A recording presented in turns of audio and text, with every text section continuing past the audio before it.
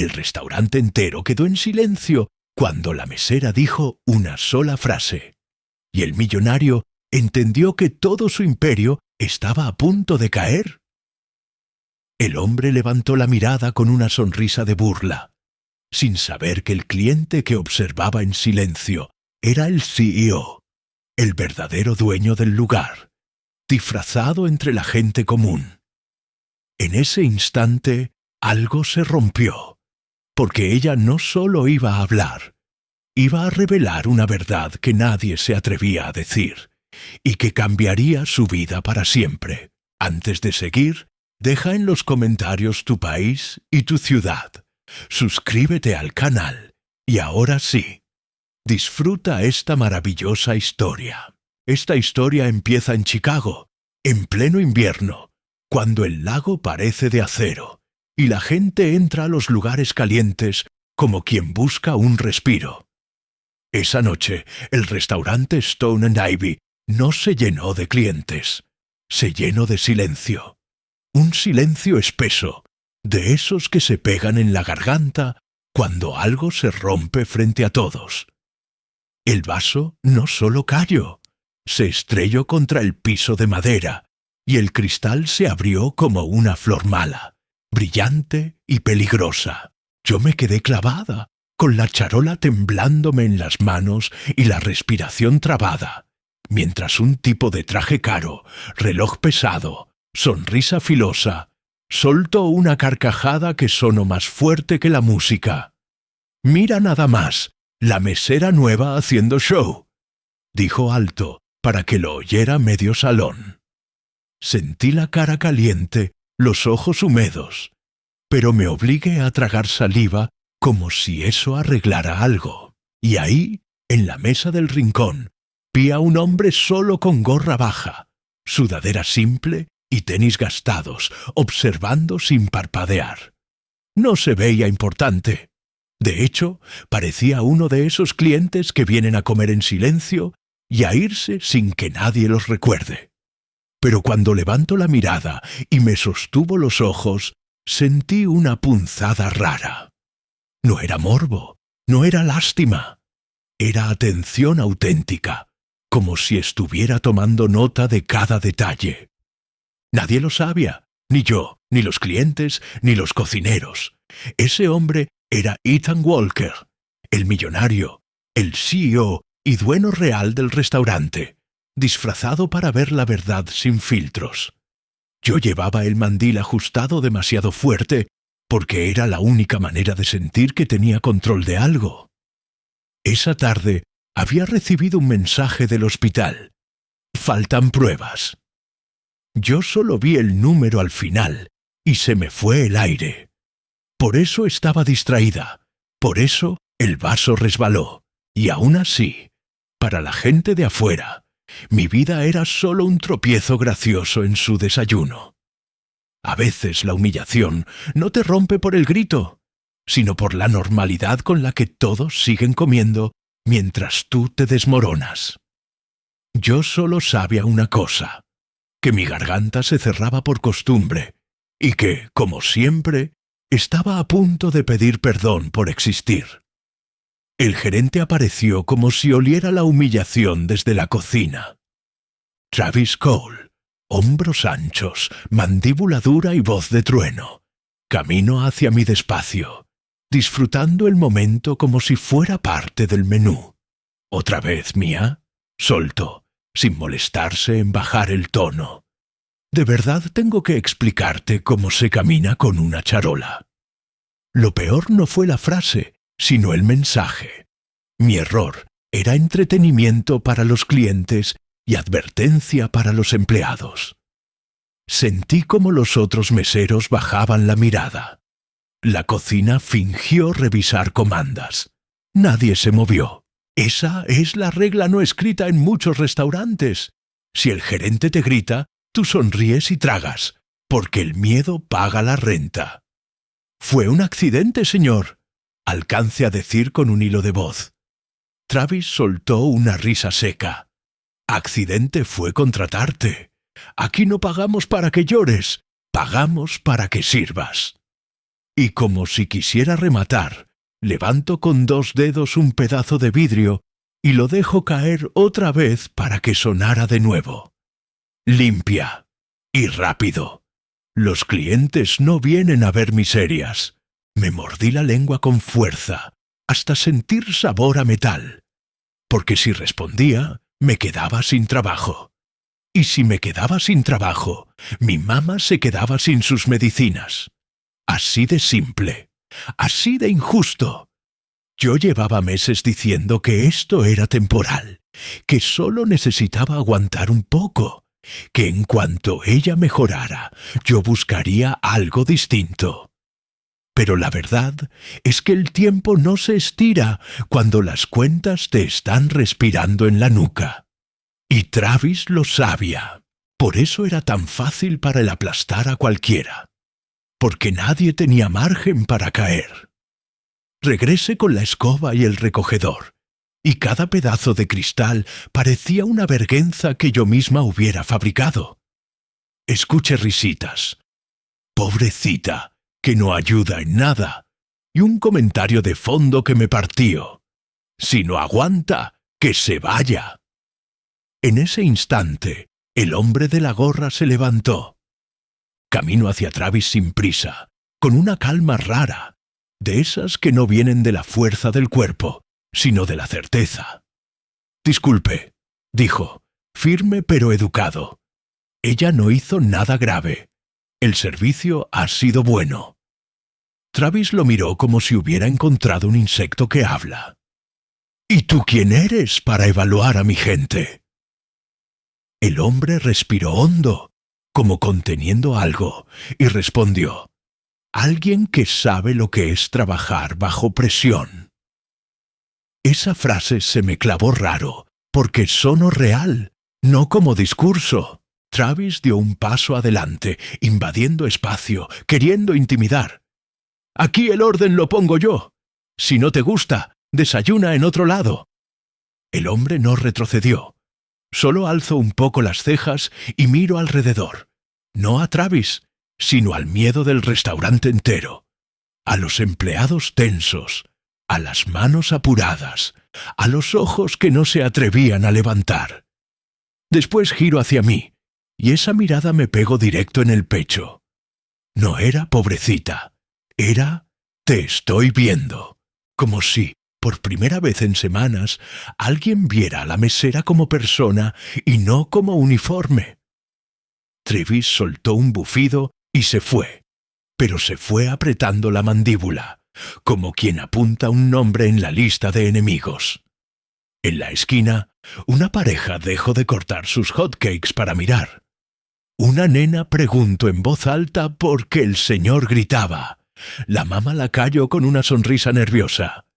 Travis disfrutó esa obediencia como si fuera propina, y yo, con la escoba en la mano, sentí la vieja lección clavarse otra vez. Aquí sobrevives si te haces pequeña.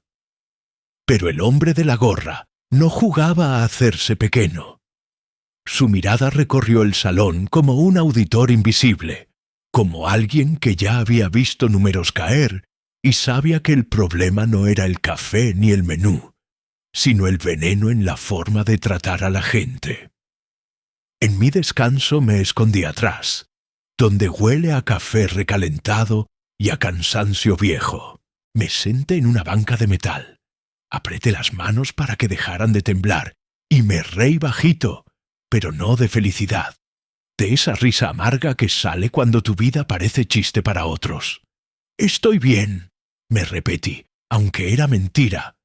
Entonces escuché pasos. Era él, el de la gorra. Se asomó con cuidado, como si no quisiera invadir. «Oye, ¿estás bien de verdad?», pregunto. Yo estuve a punto de decir sí por reflejo, porque aquí hasta el dolor se responde con educación. Pero me gano el cansancio. «No», admití bajando la mirada, «pero aquí uno aprende a fingir. Si no, no dura». Él apretó la mandíbula y por primera vez noté algo peligroso en su calma. Enojo contenido. «Nadie debería hablarte así», dijo. Yo solté una risa triste. Bienvenido al restaurante. Se quedó callado un segundo, como si recordara que había reglas para él también. Me llamo Noah Miller, dijo por fin, y me extendió la mano. Solo quería saber si necesitabas algo.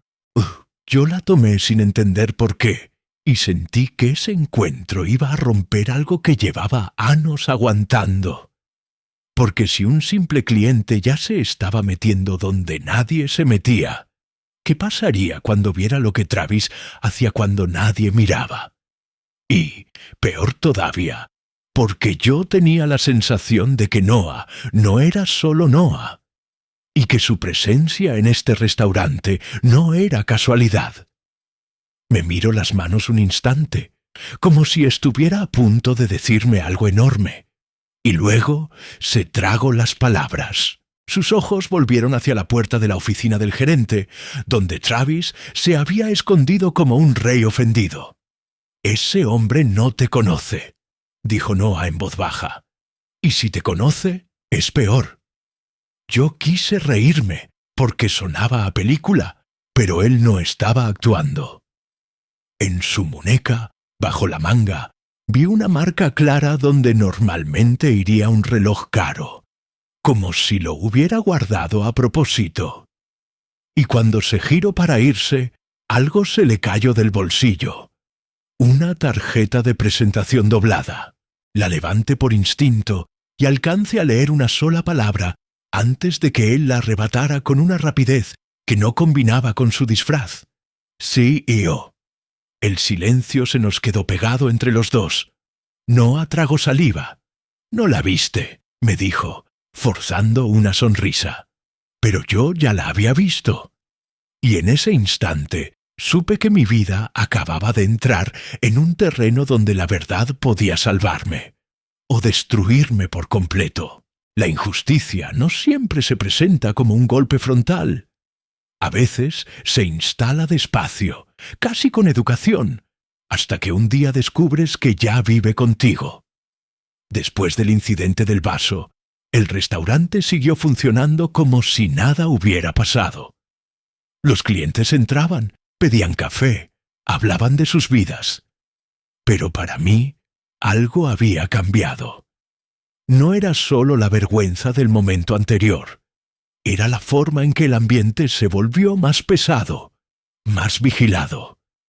Bryce ya no necesitaba gritar. Ahora corregía con frases cortas, dichas frente a otros, como pequeñas agujas que se clavan sin hacer ruido. «Más rápido. Eso no va así. Otra vez tú». Yo asentía, sonreía, seguía moviéndome. Trabajaba más que antes, llegaba temprano, aceptaba turnos extra, cubría ausencias sin preguntar.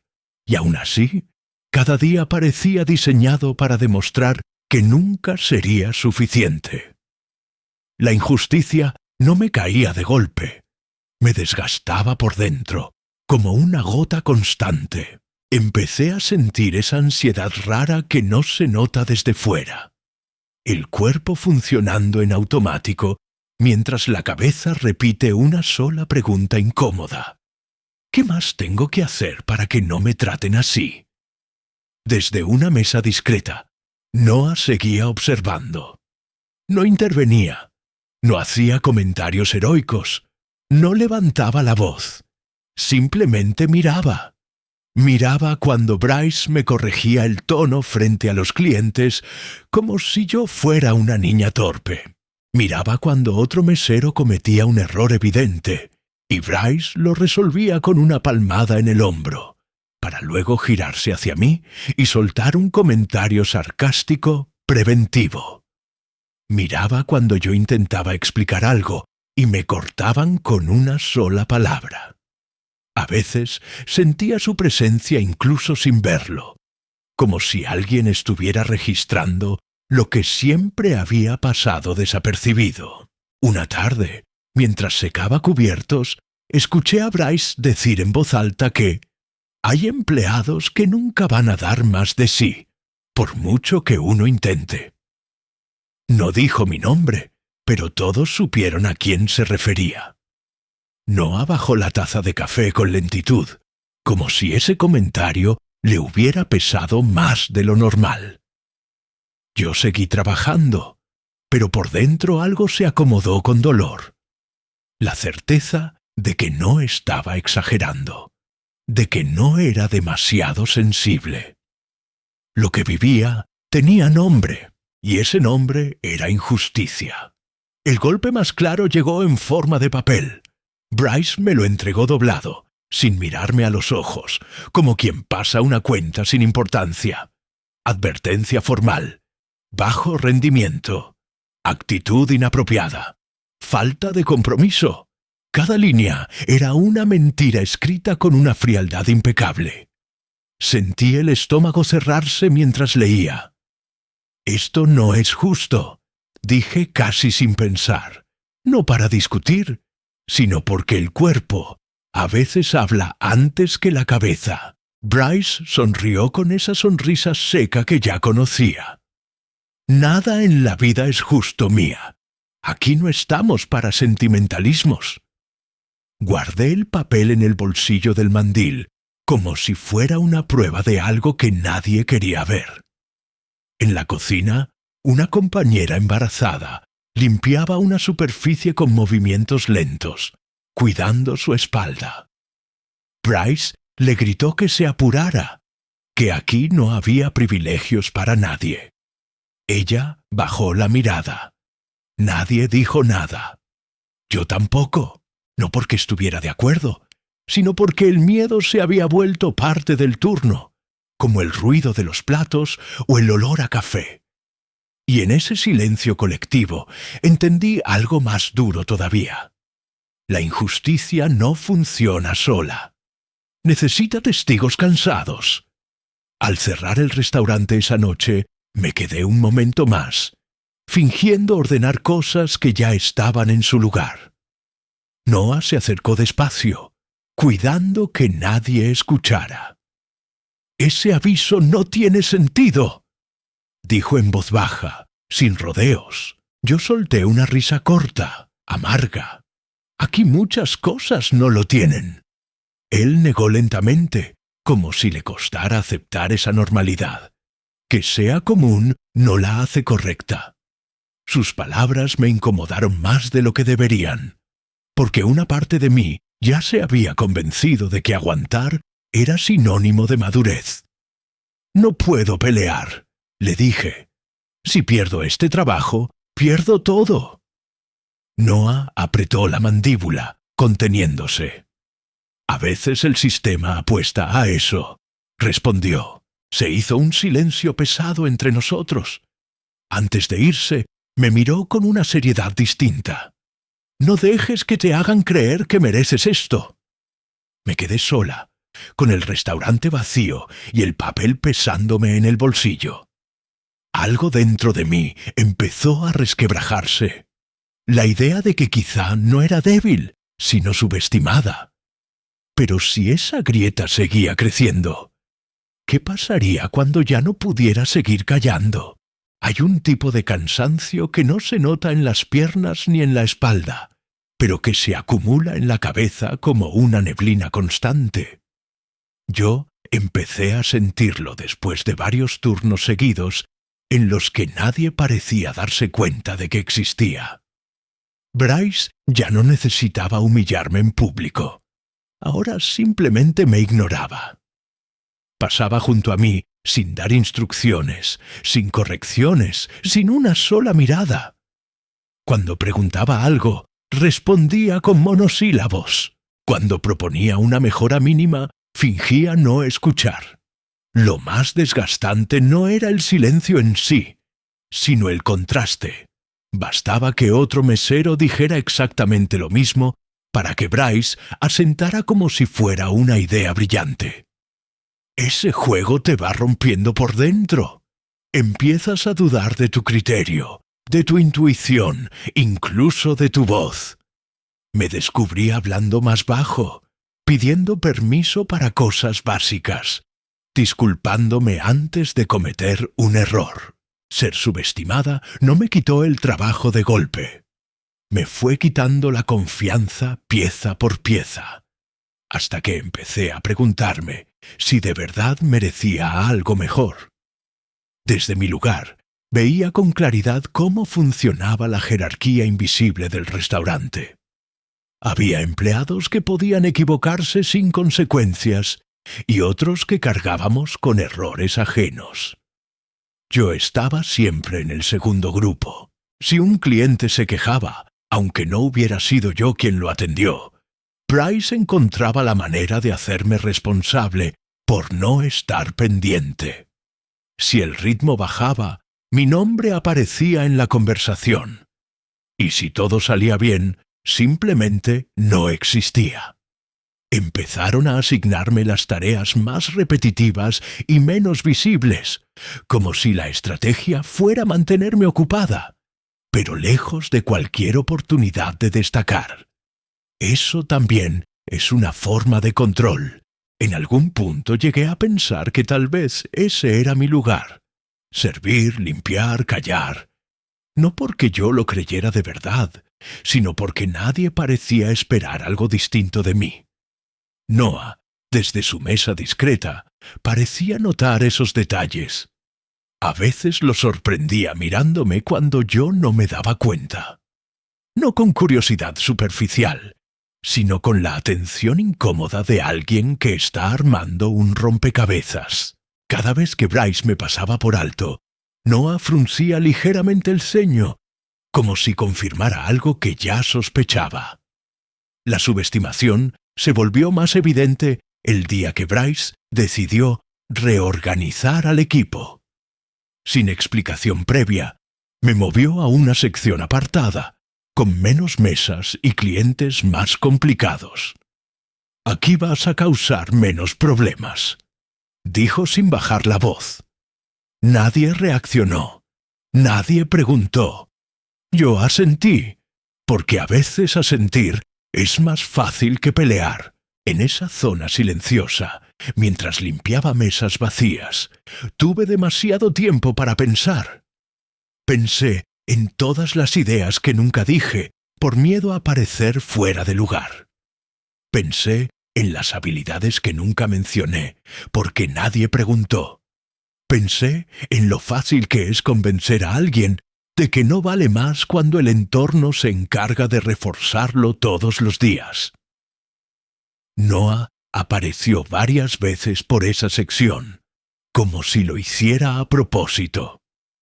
«Aquí es más tranquilo», comentó una tarde. «Aquí no estorbo», respondí sin pensarlo. Él me miró fijo. «No estorbas, te escondieron». Esa frase me descolocó. Nadie me había hablado así antes, no como consuelo, sino como diagnóstico. Y me asustó darme cuenta de que, sin notarlo, había empezado a justificar el trato que recibía. Hubo un momento específico que terminó de dejar claro cuánto me subestimaban. Un cliente pidió una recomendación fuera del menú. Algo sencillo pero bien pensado. Yo conocía perfectamente los ingredientes disponibles y propuse una combinación que sabía que funcionaba. Bryce me interrumpió antes de que terminara la frase. «No compliques las cosas», dijo. Luego se giró hacia otro mesero y le pidió exactamente lo mismo. Minutos después, el plato salió tal como yo lo había sugerido, pero nadie lo mencionó. El crédito fue para otro. Noah estaba ahí. Lo vi levantar la mirada en cuanto probó el platillo. Me llamó con un gesto y dijo en voz baja: «Eso fue idea tuya, ¿verdad?» No respondí. Solo encogí los hombros. Él suspiró despacio. «Sabes que vales más de lo que creen aquí». Esa noche, al terminar el turno, me quedé sola unos minutos en el salón vacío. Miré las mesas, las luces apagadas, el reflejo tenue del vidrio. Sentí algo nuevo mezclarse con el cansancio, una incomodidad peligrosa, la idea de que tal vez no era yo la que estaba fuera de lugar, sino un sistema entero diseñado para no verme crecer. Y si eso era cierto, ¿qué pasaría cuando alguien decidiera mirar más de cerca lo que yo realmente podía hacer. El talento no siempre se anuncia con diplomas, ni se presume en voz alta. A veces se esconde por pura supervivencia. Yo lo había mantenido así durante años, guardado como algo personal, casi clandestino, porque en lugares como ese, aprender rápido no significaba crecer, sino volverte una amenaza silenciosa. Aprendí pronto que saber demasiado podía ser tan peligroso como no saber nada. El restaurante seguía su rutina de siempre, hasta que una noche todo se tensó de una forma distinta. No era solo el ruido, ni la cantidad de mesas ocupadas, ni el cansancio acumulado. Era la sensación de que cualquier error iba a desatar una tormenta. Estaba lleno, más de lo habitual, y la cocina había entrado en ese punto crítico donde el caos deja de ser excepcional y se vuelve norma aceptada. Pedidos acumulados, clientes impacientes, platos regresando con quejas pequeñas que se sumaban como piedras en los bolsillos. Bryce caminaba de un lado a otro con esa energía nerviosa que siempre precede a la cacería de culpables, mirando relojes, levantando la voz, buscando a quién cargarle la responsabilidad. Yo estaba en mi sección apartada, cumpliendo sin destacar, recordándome que debía pasar desapercibida para sobrevivir, cuando escuché el grito desde la cocina. Un error grave en un platillo especial solicitado por un cliente importante. Alguien que Bryce había reconocido apenas entró. El chef principal no estaba. Nadie parecía saber cómo corregirlo sin arruinarlo por completo. Vi a Bryce ponerse rojo, amenazar con descuentos y devoluciones, hablar de reputación y pérdidas como si fueran personas. En ese momento sentí un impulso incómodo, casi físico, de intervenir. No porque quisiera destacar ni desafiar a nadie, sino porque sabía exactamente qué estaba mal y cómo solucionarlo. Ese conocimiento, guardado por años, empujaba desde dentro pidiendo salir, cansado de ser escondido.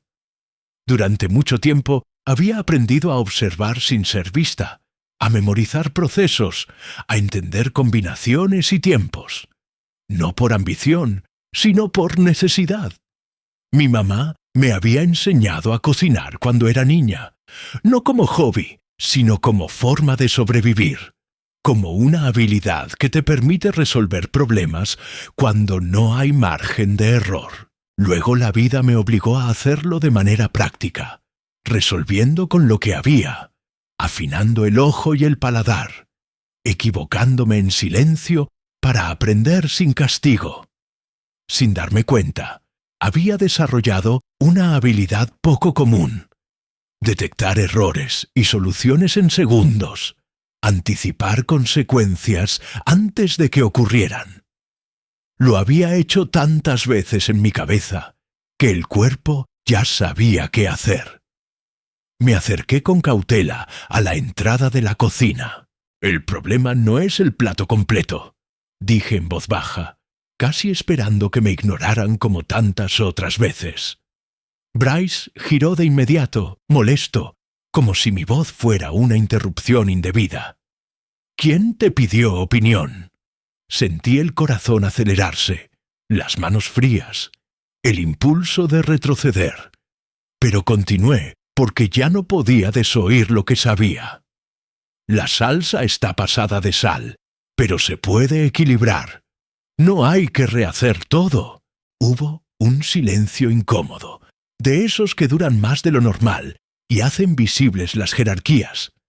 El cocinero me miró sorprendido, como si no esperara que yo supiera algo así. Bryce soltó una risa seca, incrédula. «¿Y tú ahora eres chef?» Noah estaba ahí, de pie cerca de la barra, observando todo con una atención absoluta. Nuestros ojos se cruzaron apenas un segundo, y en su mirada vi algo distinto: expectativa. No burla, no duda, sino la certeza de alguien que reconoce una verdad cuando la ve y entiende su peso. No sé de dónde saqué el valor, pero actué. Tomé una cuchara, probé la salsa y pedí 5 minutos.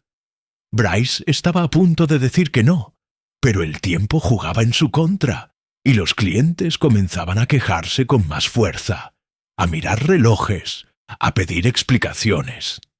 5 minutos, gruñó. Si lo arruinas, te vas. Asentí, aceptando el riesgo completo, sabiendo que no habría segunda oportunidad. Ajusté ingredientes con precisión, sin desperdiciar nada, sin improvisar de más. Cada movimiento era seguro, casi automático, como si el cuerpo recordara algo que la mente había guardado en silencio durante años. Pensé en cada paso, en cada balance, en cada corrección mínima, como si el tiempo se hubiera ralentizado solo para mí. Cuando terminé, el cocinero probó primero. Sus ojos se abrieron. Luego, otro se acercó. Luego, otro más. El murmullo cambió de tono, de tensión a sorpresa contenida. Bryce tomó la cuchara con desconfianza y probó. No dijo nada, no podía. El plato estaba perfecto, incluso mejor que antes. El pedido salió y regresó con felicitaciones del cliente, claras y directas, sin rodeos. Yo me quedé quieta, sin celebrar, esperando el impacto. Bryce solo dijo: «Vuelve a tu sección». No fue un agradecimiento, pero tampoco un castigo. Fue algo peor, la confirmación silenciosa de que yo sabía más de lo que él quería admitir, y de que eso lo incomodaba profundamente. Noah, en cambio, me miró con una mezcla de asombro y certeza, como si algo que sospechaba acabara de hacerse visible ante todos. El resto del turno se sintió distinto, casi irreal. Sentía las miradas, ya no de lástima ni de costumbre, sino de curiosidad genuina. Había cruzado una línea invisible, esa que separa a quien pasa desapercibido de quien empieza a ser observado. Algunos compañeros se acercaban más, otros guardaban distancia, como si no supieran cómo tratarme ahora. Noah pasó por mi sección antes de irse. «Eso no fue suerte», dijo en voz baja, con calma. «Fue talento». Esa palabra me sacudió por dentro. «Talento». Hacía años que nadie la usaba conmigo, y escucharla me produjo orgullo y miedo al mismo tiempo, porque mostrar lo que sabes también te expone. Bryce, desde el fondo del salón, nos observaba con el ceño fruncido, midiendo consecuencias, calculando movimientos. Ya no me veía como un mueble, ni como un error. Me veía como un riesgo. Al cerrar el restaurante, me quedé sola unos minutos, repasando lo ocurrido una y otra vez, preguntándome si había hecho lo correcto. Noah se detuvo antes de salir y dijo algo que se me quedó grabado. «Hay gente que pasa la vida entera sin descubrir lo que puede hacer. Tú ya lo sabes. La pregunta es, ¿qué vas a hacer con eso?». Entendí entonces que mi habilidad, antes invisible, había cambiado el equilibrio del lugar. Y cuando eso ocurre, el sistema no se queda quieto, siempre reacciona, y casi nunca de forma amable. Esa noche, mientras caminaba hacia casa con el frío clavándose en la cara, entendí que algo dentro de mí había cambiado. No era valentía repentina ni ambición desmedida, era conciencia, la certeza de que ya no podía fingir que no sabía lo que sabía, ni hacerme pequeña para encajar. El talento oculto, cuando por fin se muestra, no solo revela capacidad, revela injusticia, revela estructuras, revela miedos ajenos. Sabía que Bryce no lo dejaría pasar, que su reacción no sería inmediata, pero sí calculada. Y también sabía que Noah había visto lo suficiente para no ignorarlo. Caminé más despacio, respirando hondo, aceptando que el siguiente paso no sería cómodo. Mostrar el talento era solo el comienzo. Sostenerlo frente a quienes prefieren aplastarlo sería la verdadera prueba. Y esa prueba estaba a punto de empezar. Lo sentía en el cuerpo, en la forma en que el silencio ya no pesaba igual. El equilibrio se había roto para siempre, y no había vuelta atrás. Jamás. El problema de revelar algo oculto no es el momento exacto en que sucede, sino lo que viene después, cuando el equilibrio se rompe y nadie sabe bien cómo volver a acomodarlo. Yo lo sentí desde que crucé la puerta del restaurante al día siguiente. El ambiente estaba raro, como si el aire pesara más. Bryce ya no gritaba, y eso era lo más inquietante de todo. En lugar de estallar, se volvió meticulosamente amable, casi educado, con esa cortesía forzada que no alcanza a tocar los ojos. Me saludó con un «buenos días» seco y me asignó tareas sin mirarme directamente, como si yo fuera un detalle incómodo que prefería no enfrentar. Esa calma falsa me puso en alerta. Sabía que lo de la noche anterior no había pasado desapercibido. En lugares como ese, el sistema no olvida cuando alguien rompe el guión sin permiso. Yo seguí trabajando con cuidado, consciente de cada movimiento, de cada palabra, de cada mirada cruzada. Noah apareció más tarde, ocupando una mesa discreta, pero su presencia ya no me tranquilizaba como antes. Ahora sentía que algo grande estaba en marcha, algo que ya no podía detener, y que la reacción no sería inmediata, sino calculada. El choque llegó de la forma más silenciosa posible. Bryce me llamó a su oficina a media tarde, justo cuando el turno empezaba a llenarse. «Necesitamos hablar», dijo con voz controlada.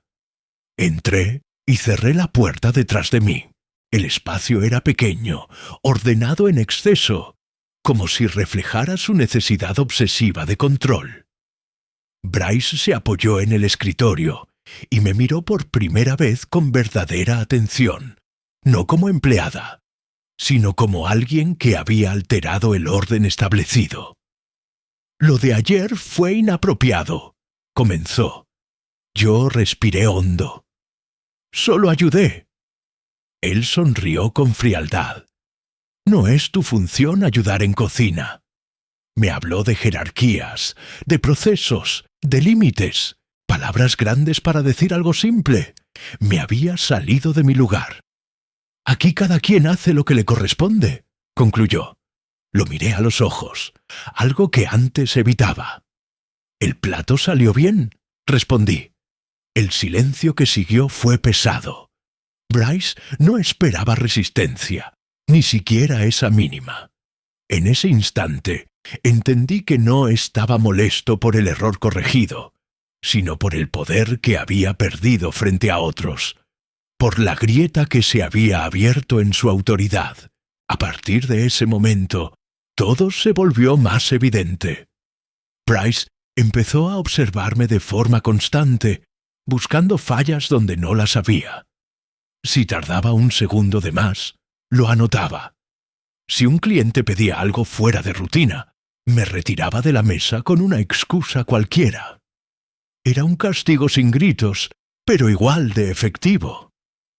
Algunos compañeros comenzaron a mirarme con cautela, como si temieran que mi cercanía atrajera problemas. Otros me observaban con una mezcla de admiración silenciosa y miedo, como si no supieran de qué lado ponerse. No anotaba todo. Lo veía en la forma en que seguía cada interacción, como su postura cambiaba cuando Bryce se acercaba a mí. Una tarde, mientras me servía agua, dijo en voz baja: «Ahora sí te ve». No sonó como alivio, sino como advertencia. Yo asentí. Ser vista había tenido un costo inmediato. El antagonista ya no me subestimaba, y eso, paradójicamente, era mucho más peligroso. Cuando alguien acostumbrado a mandar se siente amenazado, no busca corregir, busca aplastar sin dejar huellas visibles. El enfrentamiento final del día ocurrió frente a todos, aunque Bryce intentó disfrazarlo de corrección profesional. Un cliente importante hizo un comentario positivo sobre el servicio y mencionó el plato de la noche anterior. Bryce intervino de inmediato. «Eso fue trabajo del equipo», dijo, cortando cualquier posibilidad de que yo hablara. Luego se volvió hacia mí. «Y tú, concéntrate en lo tuyo».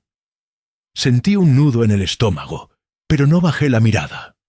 El silencio se extendió unos segundos demasiado largos. Noah observaba sin parpadear. Bryce notó esa atención y algo en su expresión cambió. Por primera vez parecía inseguro, como si intuyera que había un testigo que no podía controlar. Cerré el turno con las manos firmes, aunque por dentro todo estaba revuelto. Ya no había vuelta atrás. El antagonista había recibido el impacto y estaba reaccionando, no con furia descontrolada, sino con estrategia. Y yo entendí algo crucial. Cuando el poder se siente cuestionado, la reacción nunca es inmediata, pero siempre llega. La pregunta ya no era si Bryce haría algo, sino cuándo. ¿Y qué precio intentaría hacerme pagar cuando creyera que nadie estaba mirando? El reconocimiento no llegó con aplausos ni discursos formales. Llegó primero como un murmullo, como esas cosas que se sienten antes de poder nombrarse. Yo lo noté en las miradas. Clientes que antes apenas levantaban la vista, empezaron a hacer preguntas, a pedir recomendaciones, a agradecer con una atención distinta. No era admiración abierta, era respeto en construcción. Un matrimonio mayor comentó que el restaurante se sentía diferente, más humano. Un ejecutivo dejó una propina generosa y dijo que el servicio había mejorado mucho últimamente. Yo sonreía, asentía y seguía trabajando, pero por dentro entendía que ese cambio no era casual. Era el resultado de pequeñas decisiones, de ajustes invisibles, de alguien que se atrevió a hacer un poco más de lo que le permitían. Bryce escuchaba esos comentarios con una sonrisa rígida, incapaz de negarlos, pero claramente incómodo. El reconocimiento social no pidió su autorización. Simplemente empezó a ocurrir, lento pero constante, como una marea que no se detiene. Dentro del equipo, el cambio fue aún más evidente. Compañeros que antes apenas me dirigían la palabra comenzaron a pedirme opinión. ¿Cómo harías esto? ¿Crees que así funcione mejor? Al principio respondía con cautela, casi pidiendo perdón por saber. Luego empecé a hablar con más seguridad, no para imponer, sino para compartir lo que veía. Los resultados se notaron rápido. Menos errores, menos tensión, más coordinación. Nadie hizo un anuncio oficial, pero todos lo sentíamos. El ambiente dejó de ser hostil y se volvió funcional. Noah seguía observando desde su mesa, ahora con menos disimulo. A veces asentía cuando algo salía bien. Otras anotaba en una libreta pequeña que siempre llevaba consigo. Una tarde, una cocinera se me acercó para agradecerme por ayudarla a reorganizar los tiempos. «Se trabaja distinto cuando alguien escucha», me dijo. Esa frase me golpeó fuerte, porque me recordó cuánto tiempo yo había trabajado sin que nadie me escuchara a mí. El reconocimiento empezó ahí, en la validación silenciosa de quienes compartían el mismo cansancio. El punto de quiebre llegó un sábado por la noche, cuando el restaurante estaba lleno y un grupo grande entró sin reserva. Bryce se tensó de inmediato, anticipando el desastre. Yo observé la sala, hice un cálculo rápido y propuse redistribuir mesas y tiempos de servicio. No pedí permiso directo, actué. Los meseros siguieron mis indicaciones casi por reflejo, como si confiaran en algo que aún no sabían explicar. La cocina respondió mejor de lo esperado. En menos de 10 minutos todo estaba bajo control. Los clientes quedaron satisfechos, incluso sorprendidos por la rapidez. Uno de ellos pidió hablar con el responsable del turno. Bryce se adelantó, pero el cliente me señaló sin dudar. «Ella nos atendió y organizó todo», dijo. El silencio fue absoluto. Bryce se quedó inmóvil un segundo eterno. Yo sentí el pulso en los oídos. El cliente estrechó mi mano y me felicitó por la eficiencia. No fue un ascenso ni un premio formal, pero fue público, visible, irrefutable. El reconocimiento social dejó de ser rumor para convertirse en un hecho que ya nadie podía ignorar. Esa noche, al cerrar, varios compañeros se quedaron unos minutos más conmigo. No para celebrar, sino para agradecer. «Haces que esto sea más llevadero», dijo uno. «Se nota cuando alguien se preocupa», añadió otra. Noah se levantó de su mesa y se acercó con una calma que contrastaba con el ruido del día. «Esto es solo el principio», comentó. Yo respiré hondo. Sentía orgullo, sí, pero también una responsabilidad nueva. Porque cuando la gente empieza a verte como referencia, ya no puedes esconderte. Bryce, desde la oficina, observaba la escena con el ceño fruncido. El reconocimiento social no solo me había elevado ante los demás, había dejado claro que el problema nunca fue mi capacidad, y eso lo dejaba a él expuesto. Caminé hacia la salida con una sensación distinta. Por primera vez no me iba agotada, sino consciente de mi valor. Aún así, sabía que este reconocimiento tendría un costo. Cuando una estructura injusta empieza a resquebrajarse frente a todos, la reacción suele ser extrema.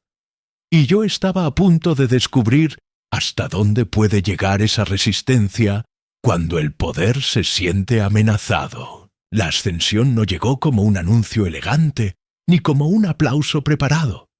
Llegó como llegan las decisiones que cambian destinos, con incomodidad y verdad. Todo comenzó una mañana en la que Noah apareció distinto. No se sentó en su mesa habitual ni pidió café. Llegó antes de que abriéramos y pidió hablar con Bryce. Yo estaba acomodando el salón cuando los vi entrar a la oficina. La puerta se cerró y el silencio se volvió denso, casi físico. Nadie sabía exactamente qué ocurría, pero todos lo sentíamos. Minutos después, Bryce salió con el rostro pálido, la mirada desordenada, como alguien que acaba de perder el control de una historia que creía dominar. Noah salió detrás, tranquilo, sin prisa. Entonces lo entendí. No por una frase reveladora, sino por la reacción del equipo. Algunos se quedaron inmóviles. Otros intercambiaron miradas incrédulas. Noah ya no era solo Noah. Era el millonario, el CEO, el dueño real del restaurante. Y había estado ahí todo el tiempo, observando sin privilegios, escuchando sin intervenir, entendiendo desde dentro lo que los números jamás muestran. La revelación cayó como una ola silenciosa. Todas las piezas encajaron de golpe, su atención constante, sus silencios medidos, su incomodidad frente a la injusticia. Noah explicó, sin elevar la voz, que había querido conocer el negocio sin filtros, sin reportes maquillados, sin jerarquías falsas. Dijo que había observado procesos, actitudes, resultados y sobre todo personas. Luego anunció cambios concretos, no promesas vagas, sino decisiones claras, Revisión de puestos, reestructura de turnos, nuevas responsabilidades. Cuando dijo mi nombre, sentí que el aire se detenía. Mia ha demostrado criterio, liderazgo y capacidad bajo presión, afirmó. A partir de hoy coordinará operaciones del turno principal. No fue una invitación ni un experimento. Fue una determinación pública. Bryce no discutió. No pudo. La ascensión dejó de ser simbólica para volverse real, visible, imposible de revertir. Yo sentí vértigo, orgullo y miedo al mismo tiempo. Ascender no es solo subir, es quedar expuesta. Los días siguientes fueron intensos. Pasé de ser una empleada subestimada a una referencia operativa. No fue sencillo. Hubo resistencia, dudas, miradas escépticas. Yo misma dudé. ¿De verdad estaba lista? La respuesta no vino de la seguridad, sino del compromiso. Empecé a tomar decisiones difíciles, reorganizar horarios, redistribuir funciones, escuchar quejas que antes nadie atendía. Aprendí rápido, no por talento puro, sino por experiencia acumulada. Había vivido cada falla desde abajo, cada silencio, cada injusticia. Eso marcaba la diferencia. Los resultados no tardaron en aparecer. Menos errores, menos rotación, mejores reseñas. Clientes nuevos comenzaron a llegar atraídos por comentarios que hablaban de un servicio distinto, humano y eficiente. Noah observaba, ahora sin disfraz, interviniendo solo cuando era necesario. No me rescató, me respaldó, y ese matiz lo cambió todo. La ascensión se volvió extraordinaria cuando trascendió el restaurante. Un artículo local destacó la transformación del lugar y el nuevo enfoque de liderazgo. Luego llegaron invitaciones a compartir la experiencia en encuentros pequeños de gestión y servicio. Dudé, pero acepté. Hablé de invisibilidad, de subestimación, de cómo el talento se pierde cuando nadie escucha. El video circuló más de lo esperado. Mensajes comenzaron a llegar de otros restaurantes, de empleados, de gerentes. Historias parecidas, preguntas, peticiones de orientación. Sin buscarlo, mi experiencia se estaba convirtiendo en referencia. Noah lo dijo una noche, al cerrar. Esto ya no se trata solo de nosotros. Tenía razón. La ascensión ya no era solo profesional, era impacto. Y mientras apagaba las luces del salón, recordé el día del vaso roto. Comprendí que subir no me había cambiado. Me había permitido ser quien siempre fui, pero a plena luz. Sabía que aún quedaba algo pendiente, algo que ningún cargo podía cerrar del todo. La historia necesitaba una última respuesta, una transformación que fuera más allá del éxito. Y ese cierre estaba por llegar. La verdadera transformación humana no comienza cuando alguien obtiene poder, dinero o reconocimiento. Comienza cuando esa persona decide qué hacer con todo eso. Yo tardé en entenderlo. Durante mucho tiempo pensé que ascender, ser escuchada y ocupar un lugar visible era el final de la historia. No lo era. Era apenas el inicio de una responsabilidad mucho más grande. Decidir si repetiría el mismo sistema que me había aplastado o si tendría el valor de cambiarlo desde adentro, aunque eso incomodara a muchos. El restaurante ya no era un espacio de miedo, gritos o humillación constante. El ambiente había cambiado, sí, pero ahora venía la parte más difícil: sostener ese cambio cuando la rutina intenta devolverlo todo a lo normal. Los días comenzaron a sentirse distintos. No perfectos, pero humanos. La gente ya no caminaba con los hombros encogidos ni con la mirada baja. Los errores se corregían hablando, no gritando. Las ideas empezaron a circular sin miedo a ser ridiculizadas. Vi a compañeros que durante años habían sido invisibles levantar la mano por primera vez para proponer mejoras. Vi a otros recuperar una confianza que parecía perdida. Y entonces entendí algo esencial. El talento no florece en ambientes de terror. Florece donde hay respeto. Yo misma era prueba de eso. No había cambiado quién era. Había cambiado el lugar que me permitía serlo. Noah, el millonario, el CEO, el hombre que decidió mirar la realidad sin privilegios, me pidió que lo acompañara a reuniones fuera del restaurante. No como un símbolo bonito para fotos, sino como una voz real. En salas llenas de ejecutivos, gráficos y discursos elegantes, conté algo que casi nunca aparece en los reportes. ¿Cómo se siente trabajar con miedo todos los días? Cómo la injusticia se vuelve invisible cuando es cotidiana. Cómo la gente deja de soñar, no porque no tenga talento, sino porque el entorno se lo apaga. Hablé de empleados que rendían menos, no por falta de capacidad, sino por agotamiento emocional. Hablé de errores que nacen del miedo a equivocarse. Y sobre todo, hablé de dignidad. El silencio que siguió no fue incómodo, fue revelador. Algunos bajaron la mirada. Otros hicieron preguntas que jamás se habían permitido hacer. Lo que comenzó como una transformación en un solo restaurante empezó a replicarse. Primero en otras unidades del grupo en Estados Unidos, luego en Canadá. Supervisores pidieron capacitación, gerentes solicitaron cambios en la forma de liderar. Historias similares empezaron a llegar a mi correo.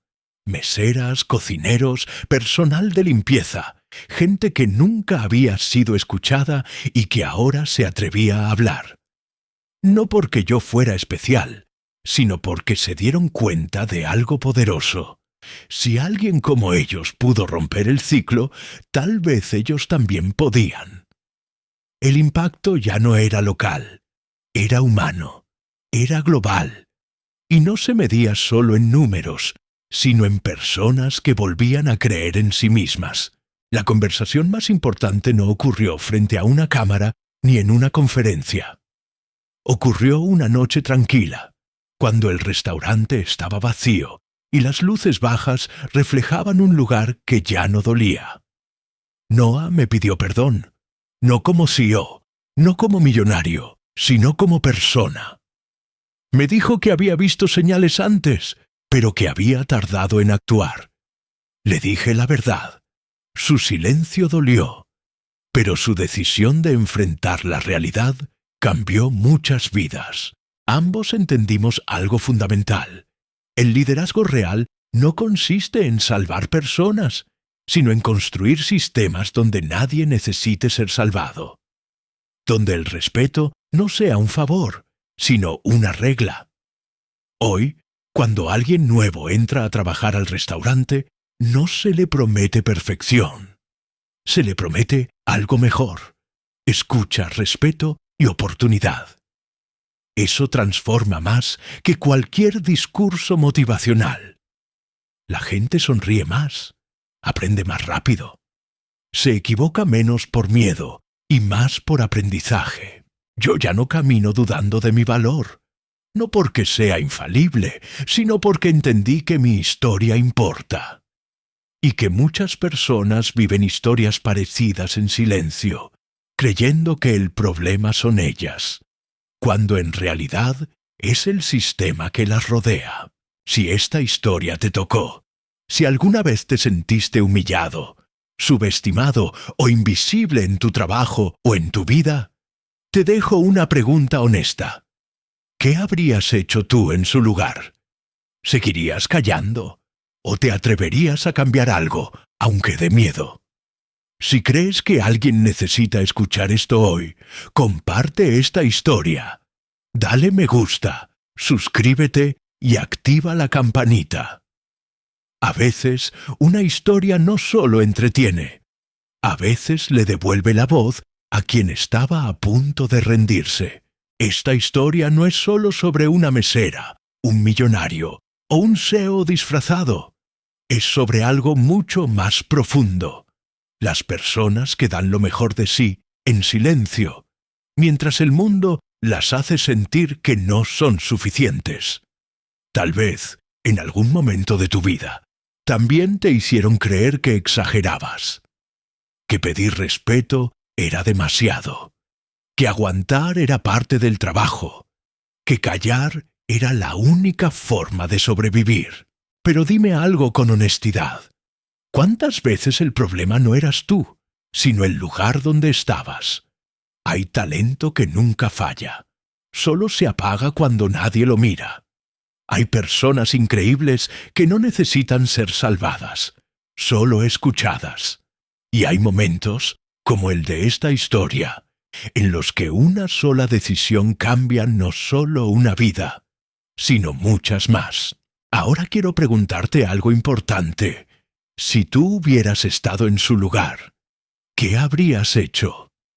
¿Seguir callando por miedo a perderlo todo?